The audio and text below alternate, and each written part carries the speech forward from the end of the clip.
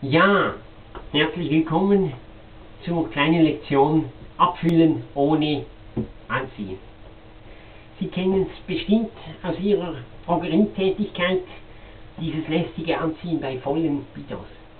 Ich möchte Sie in diesem Zusammenhang einmal aufmerksam machen auf eine gute Lösung, wie man das handhaben kann, ohne allzu große Materialverluste. So, ich habe zu diesem Zweck ein Becherglas vorbereitet und demonstriere nun anhand dieses Bidons, wie man es erstens machen soll und zweitens, wie man es eben gerade nicht machen soll.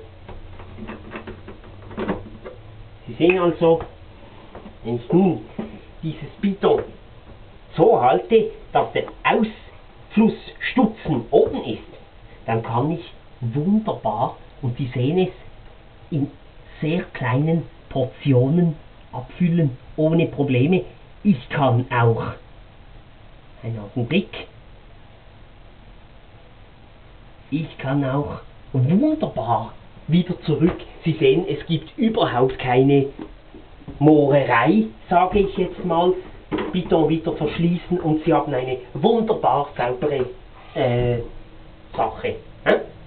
Und jetzt kommen wir zum unerfreulichsten Teil. Ich zeige Ihnen nämlich, wie das des Öfteren gemacht wird.